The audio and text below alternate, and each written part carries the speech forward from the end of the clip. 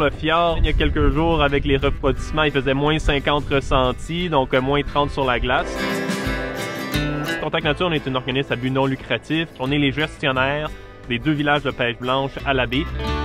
C'est certain qu'à l'intérieur des villages, comme vous pouvez voir, il y a des rues, c'est très bien aménagé. Donc c'est clair c'est où la limite. Lorsqu'on décide d'aller à l'extérieur des villages, c'est toujours des zones à risque. Aucune mesure ne sont prises. Il peut y avoir des fissures et c'est là qu'il faut faire très attention parce qu'il peut y avoir des risques pour les pêcheurs et ça peut compliquer aussi le trafic maritime.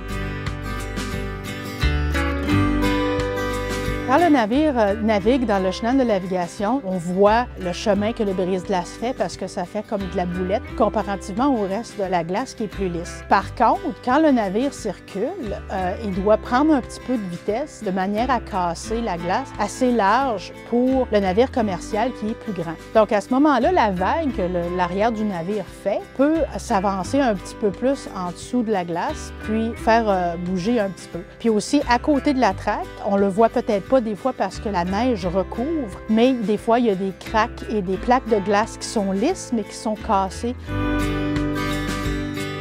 C'est bien de ne pas s'approcher trop près parce qu'il faut penser aussi que si un navire reste coincé dans le chenal de navigation, ça veut dire que le brise-glace doit aller à côté, briser un autre chemin pour relever la pression contre la coque du navire. Donc à ce moment-là, le brise-glace va entrer dans la glace. Fait que si la cabane de pêche est trop près, bien là, ça devient un risque. À chaque fois qu'on en voit qui nous semble potentiellement dangereusement trop près du chenal de navigation, on avise le bureau des glaces, qu'eux autres vont aviser les autorités.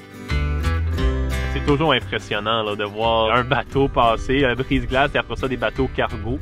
Puis ça impressionne les locaux ici, mais aussi les visiteurs qui viennent de l'extérieur. Mais autrement, la collaboration se fait très bien. Il y a une très bonne compréhension, surtout que ça fait des années que ça se passe, là, puis que les gens sont habitués. Donc on a une bonne collaboration avec la garde côtière à ce niveau-là, et on est bien contents.